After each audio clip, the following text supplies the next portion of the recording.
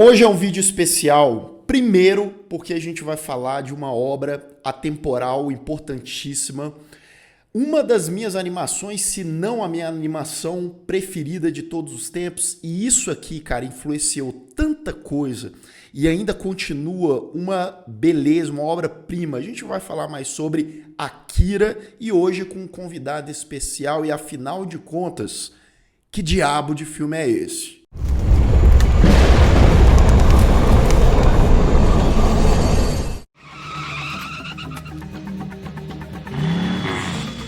Sejam todos muito bem-vindos a mais um Refúgio Cult, meus amigos. Hoje pra gente falar de um clássico japonês lá de 1988, Akira, cara. Se você não conhece Akira, pelo amor de Deus, aonde você estava? É uma missão difícil, simples e difícil ao mesmo tempo, porque é uma obra complexa, né? Uma obra reverenciada até então.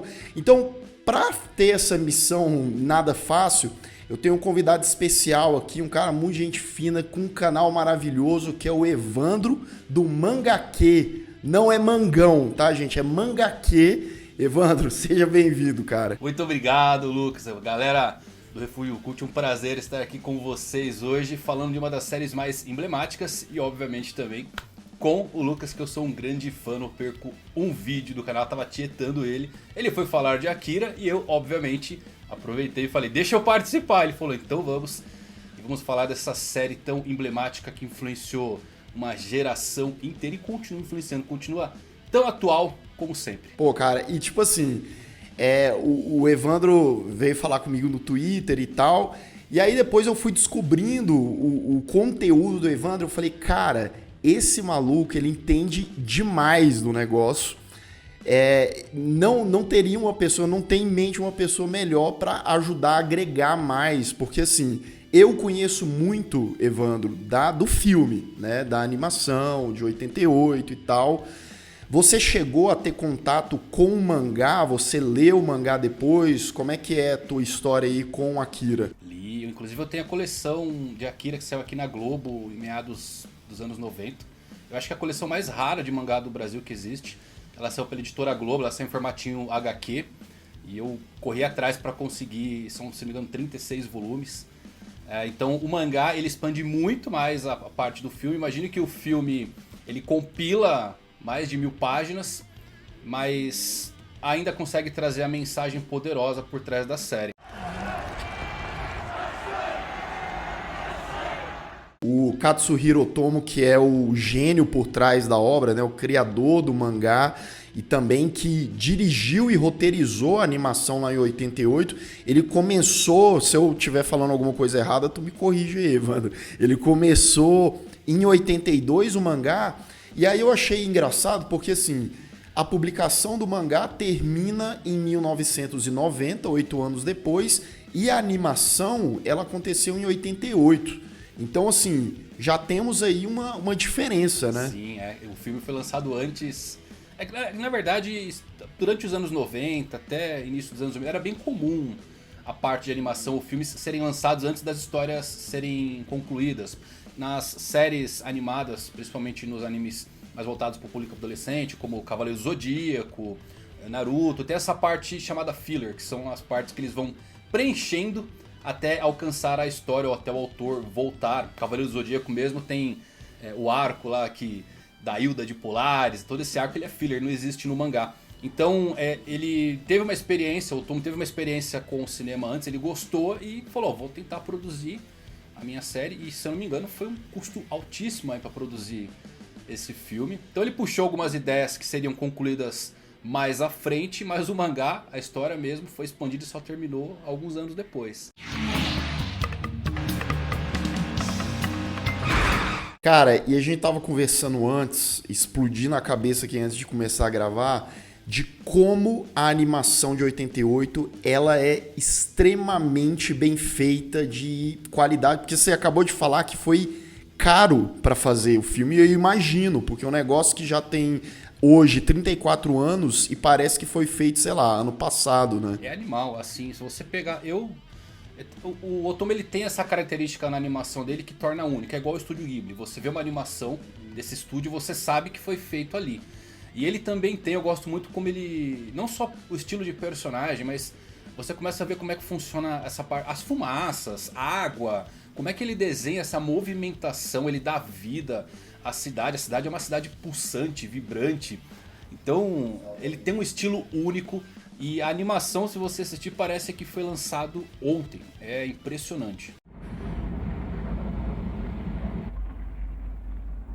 Cara, só, né, aquele parênteses, tipo, vamos pegar aqui os personagens principais, a história para quem caiu de paraquedas aqui. Aqui a gente tem um Japão em 1988, aconteceu a Terceira Guerra Mundial, a primeira cena ali é Tóquio, enfim, o Japão explodindo, mais precisamente Tóquio. Então o filme pula 31 anos no futuro, ele vai para 2019, né, bem perto de onde a gente estava. Inclusive o filme ele faz previsões que a gente vai falar já já na parte com spoilers, com a New Tóquio, né, que é a Tóquio reconstruída, uma nova cidade e tal. Apesar de ser uma nova cidade tecnológica, é uma cidade que é poluída, que é suja, que é aquela coisa bem cyberpunk, né? Você tem uma tecnologia, mas você tem uma precariedade nas ruas, né? Então, você tem ali o Kaneda, que é o principal, né? O rapazinho ali que está sempre vestido de vermelho, com a sua moto ultra tecnológica e que serviu não só como um ícone da cultura pop, ainda é um ícone da cultura pop, mas acho que foi o sonho de muito moleque. A primeira vez que eu vi esse filme aqui, eu fiquei louco nessa moto. E ele tem uma gangue e o filme inicia com esses confrontos de gangue, né, Evandro? Mostrando a violência daquela cidade, né? Isso, há três coisas que vão chamar bastante atenção, né, em Akira. Na verdade, quatro. Primeiro que tem essa parte do governo ser meio corrupto e ele se recusa a informar as pessoas do que realmente aconteceu, como a origem do que foi essa guerra, essa catástrofe que gerou New Tóquio. Mas três coisas que vão se destacar na cidade: gangues de rua, tem muito, ataques terroristas e protestos violentos. A cidade ela está em um ponto de ebulição muito grande. Quanto o Kaneda e a sua gangue, eles são inspiradas nos Busozoku, que são uma espécie de motoqueiro que existe realmente no Japão. Então ele tem a sua gangue da cápsula e a história se inicia a partir disso, deles encontrando realmente algo a mais que envolve tudo isso, todos esses três grandes atos, as gangues, os ataques, os protestos, afunilando para um único ponto para se realmente ter, quem sabe, uma nova catástrofe a caminho.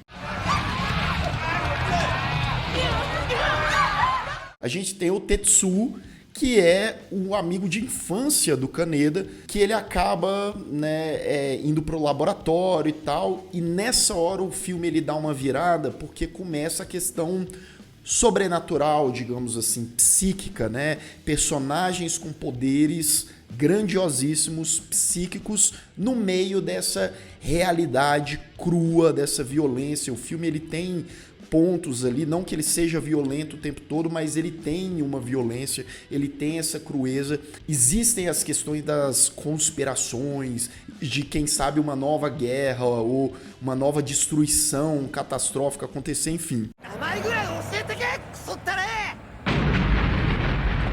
Além de tudo que a gente comentou, né, do roteiro do Otomo, a direção dele, os personagens e tal, a trilha sonora é um negócio extremamente marcante, né, um negócio que me arrepia todo até hoje, né, e pontualmente nas cenas o que vai acontecendo, tem aqueles trabalhos de vozes que eles fazem na cena, né, aquela coisa crescente. O que você acha disso? Olha, você falou eu me arrepiei aqui, porque a música, em alguns pontos, principalmente que envolvem o Tetsuo, elas incomodam você. Elas causam uma sensação de desconforto, principalmente quando se liga a algumas cenas.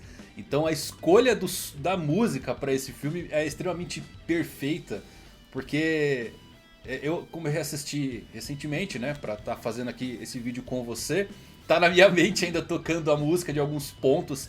E ela ocorre assim de uma maneira tão quase orgânica, quase criando esse vínculo em você que você lembra da cena e é impossível você automaticamente não sentir o desconforto de quando começa a tocar uma parte da trilha. Então, o legal assim que cada cena que aparece no filme, ela tem alguma coisa acontecendo, ela não é por nada colocado ali. Então em um momento você tem cultos religiosos fanáticos clamando por Akira. Depois você tem uma cena de duelo de gangues de motos. Depois você tem cenas tão rápidas e passageiras, mas que se você der uma olhada mais, de policiais espancando as pessoas que estão em um protesto. É absurdamente incrível como essas transições elas são rápidas, mas se fazem tão cheias de informação que você volta para dar uma olhada, mas você fala, caramba, não tinha percebido isso.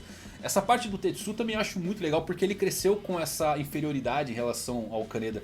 Ele, na verdade, não o Kaneda em si, ele cresceu sentindo como se o mundo lhe devesse algo. Ele tem essa sensação de inferioridade que ele não suporta mais isso. Isso começa a crescer e é uma das partes de maior desenvolvimento do personagem, porque ele cresce como aquela sombra do Kaneda, que sempre quer ultrapassar o seu amigo, e aí acaba tendo essa virada, e é onde acaba entrando muito do sentimento humano, né? O que acontece quando você dá poder a uma pessoa é quando você realmente conhece ela.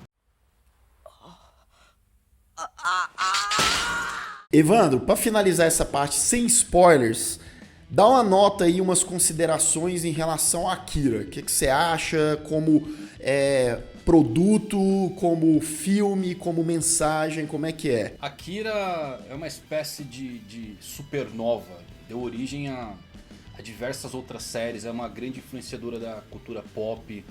Se você assistir a primeira vez você vai se apaixonar, então não tem como eu dar uma nota abaixo de 10 para Akira, porque é simplesmente perfeito, apesar de que fica muito melhor quanto mais você assiste, porque você começa a entender vários pontos e pegar aquelas deixas que você deixou passar numa primeira assistida. Sabe filme do Nolan? Tem que assistir umas 2 vezes para ficar bom mesmo e você fala, cara, isso é épico. Akira é desse jeito, quanto mais você assiste, melhor fica. Nota 10 não tem como. Eu acho que é o tipo de filme que às vezes a pessoa não sabe muita coisa sobre a obra e tal, e vai assistir caindo de paraquedas.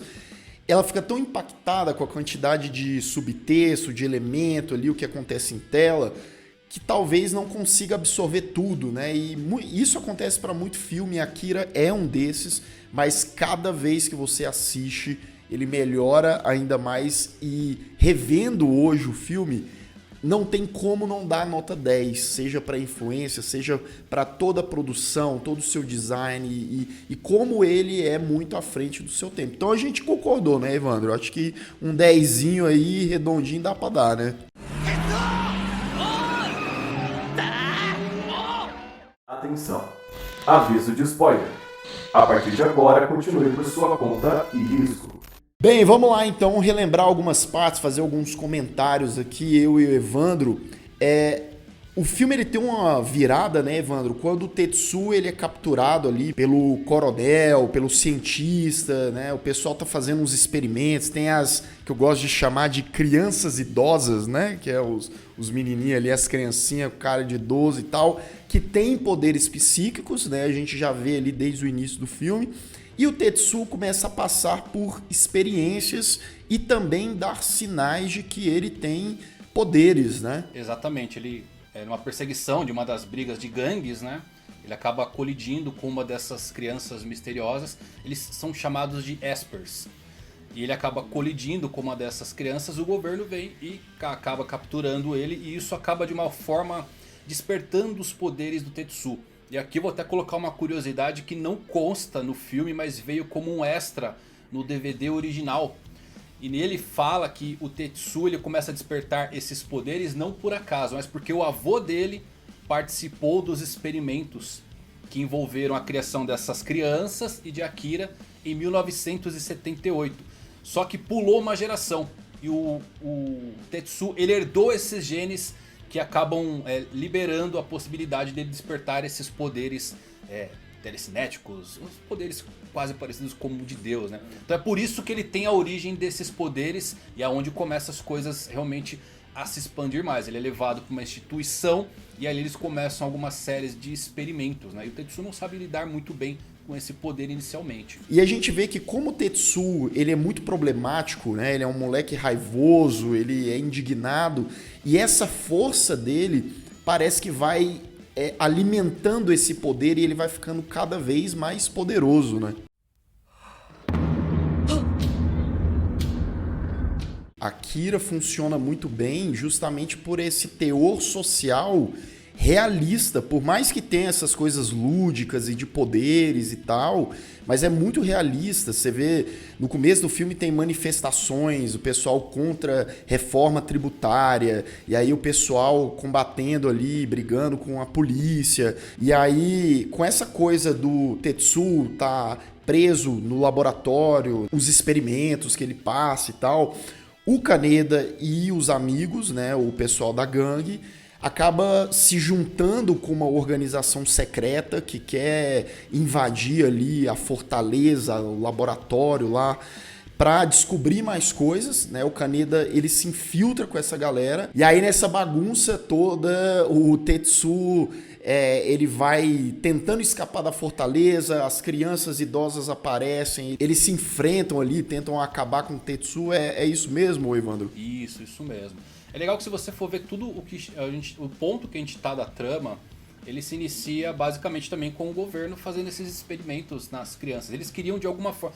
O legal da série é que a gente não sabe se é um poder dado de alguma forma por estudos ou se é um poder divino que eles estão inserindo nas crianças. Mas esses testes iniciaram lá nos anos 70 que deram origem a tudo isso. Inclusive o Akira, que dá o nome ao filme, ele é uma criança super poderosa. Inclusive foi a causa daquela explosão que vocês veem no começo da série e o início da Terceira Guerra Mundial. Então o governo ele esconde isso.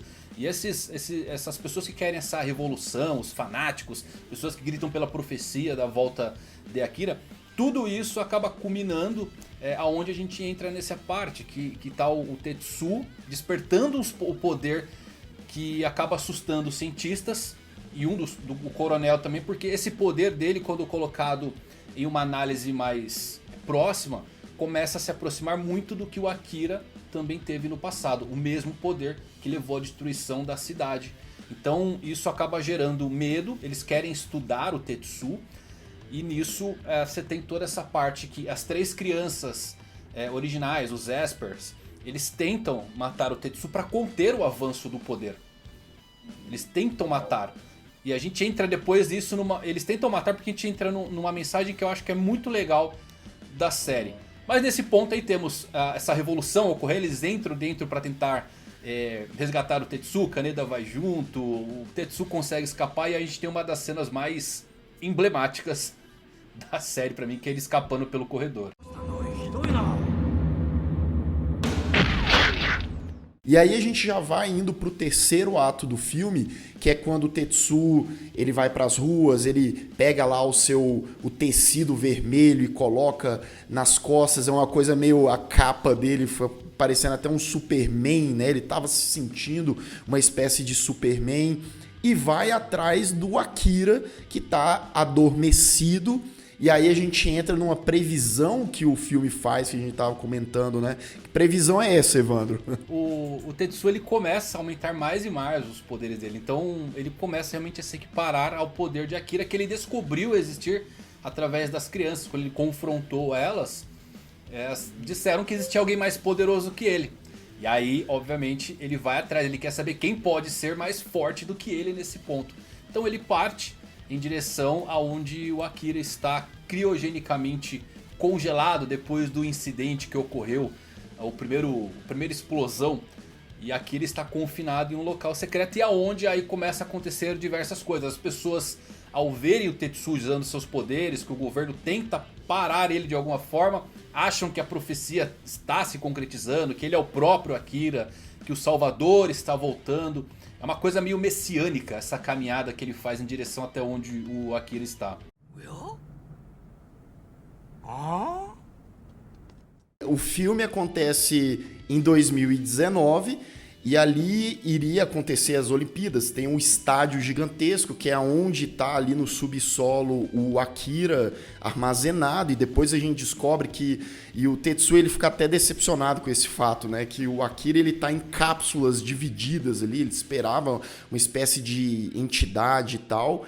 E aí tivemos, era para ter sido a Olimpíadas de Tóquio em 2020, né? E acabou 2021. Mas os caras chegaram muito perto lá em 1988. E aí a gente entra até com elementos de terror que esse filme tem de vez em quando, que é o body horror, né? É o Tetsuo perdendo o braço, e aí ele se juntando aos metais, e os metais, né, aquela coisa, e vai se transformando, tem aquela cena maravilhosa que ele senta numa espécie de trono no estádio, e o negócio vai crescendo cada vez mais, o coronel chega e quase que ele é tomado ali.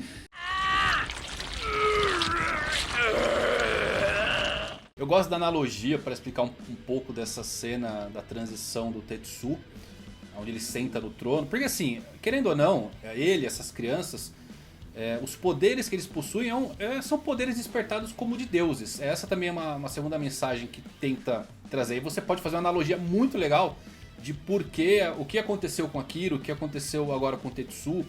Porque é o seguinte, se você der o poder de um humano para uma barata, não vai transformar uma barata em humano, vai só simplesmente consumir e destruir. E aí Akira tenta explicar o que acontece se você der o poder de um deus ao humano. Ele vai perder o controle e vai seguir as suas tendências básicas, egoísmo, destruição. É sobre isso que a série tenta caminhar um pouco. E aí temos essa cena do estádio que é simplesmente magnífica, assim, uma sequência de ação, desde o Kaneda até o canhão disparado por um satélite, é fantástico. Cara, e repara que sempre quando tanto as crianças quanto o Tetsuo eles vão se transformando em monstros, é sempre a analogia a uma imagem infantil, porque o Tetsuo ele se transforma numa espécie de bebê gigante monstruoso. As crianças têm ali a manifestação antes no filme, quando eles viram, sei lá, ursinho gigante, só que não é um ursinho, né? É um ursão gigante. Então, trazendo eles extremamente poderosos, mas tendo essa inocência, essa fragilidade, né? Eu acho que a série ela brinca com isso, como eu falei, essa parte das armas nucleares, poderes de Deus. A série em si, ela tem elementos proféticos, religiosos, a história ela é muito complexa, mas a batalha em si do filme Akira é entre a inocência infantil e o egoísmo adulto. É basicamente sobre isso. Então muita coisa que a gente está presenciando é sobre a visão de uma criança. E aí começa literalmente o Tetsuo se transforma numa bomba, né, prestes a explodir. O Akira ele se manifesta ali, a gente vê, né, ele se manifestando uma criança, as outras crianças estão ali ao redor e uma explosão começa a acontecer. Inclusive o próprio Kaneda ele é puxado para essa explosão, né? A primeira vez que eu assisti eu lembro, morreu, né? Só que as crianças, as crianças idosas, lembrando, se sacrificam, salvam o Kaneda, né? E a explosão acontece e meio que eles desaparecem, né? As crianças elas invocam ali o Akira. Por que aconteceu? Por que o Akira aparece ali? Porque ele transcendeu. Ele realmente se tornou um deus. Essas cenas finais, está bem implícito assim, que eles realmente alcançaram poderes divinos. Porque você pega os poderes do Tetsuo, ele começa a perder o controle. Por quê? Ele se tornou uma criança cósmica, literalmente. Ele é um bebê deus gigante tentando evoluir para uma forma superior, só que ele está limitado pelo seu corpo e desejo humano. Ele está chamando ainda pela menina que ele amava ali, o Kaneda. Então ele fica preso nesses dois estágios. Ele quer evoluir, mas o seu corpo humano prende. Por conta disso ele pode destruir o mundo ali. Literalmente, ele pode causar um segundo impacto igual aconteceu ali com o Akira. Mas como o Akira ele foi convocado pelas crianças, ele mostra para o Tetsuo como utilizar os seus poderes divinos. Então por isso tem-se a explosão, mas você vê que eles acabam presos ali numa matéria, uma bolha de luz. Ele se transforma no final disso numa faísca minúscula, que é um pequeno Big Bang. Então aquilo ali, ele está iniciando o seu próprio universo.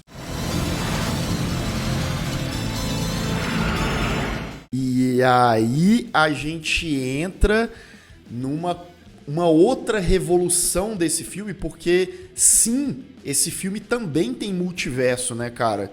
Porque a fala final do Tetsuo, a última cena, né, mostra ali o Kaneda vivo, com a Kei lá, o amigo dele indo embora, com a moto toda quebrada, mas indo embora, eles se salvaram.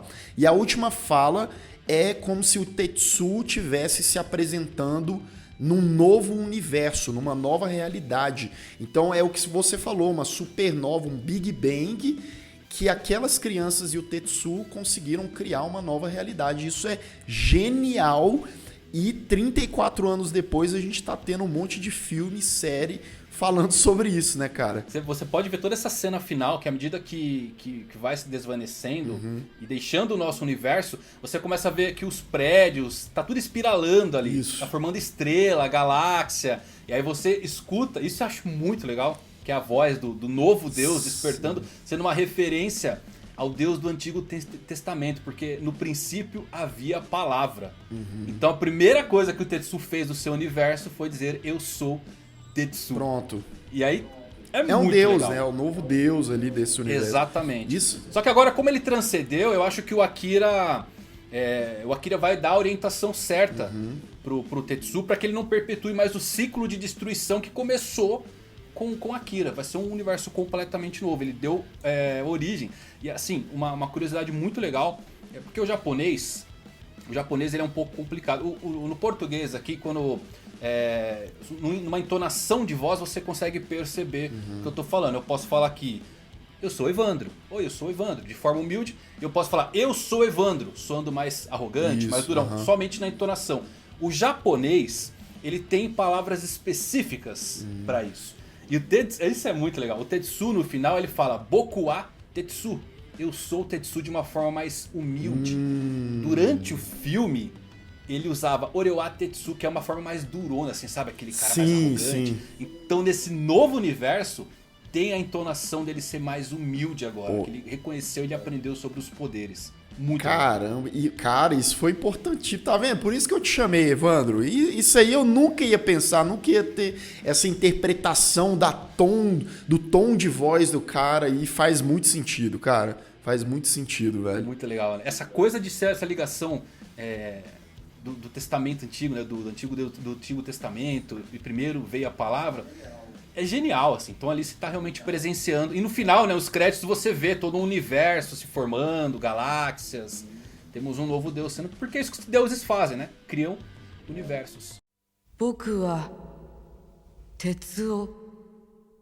Evandro, cara, muito obrigado. Dá uma palavrinha aí com a galera. Fala um pouco do Mangaquê, do seu trabalho lá do canal, que é muito legal, inclusive. Pô, eu que agradeço mais uma vez o convite. Para mim é uma honra. Espero poder voltar aqui.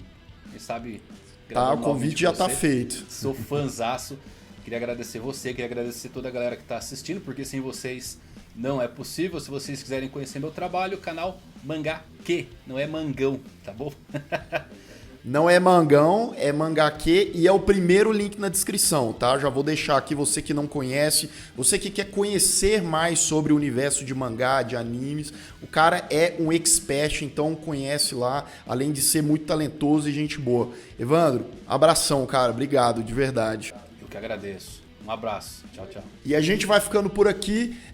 Se inscreve lá no canal do Evandro, aqui no Refúgio Cult, caso você também não seja inscrito. E deixa aqui nos comentários qual outro filme, principalmente de animação japonesa ou asiática, você gostaria, acha que tem relevância o suficiente em termos de ser gênero, pode ser terror, ficção científica, e que pode aparecer aqui no Refúgio Cult em breve. Deixa aqui. A gente vai ficando por aqui. Um grande abraço e até mais.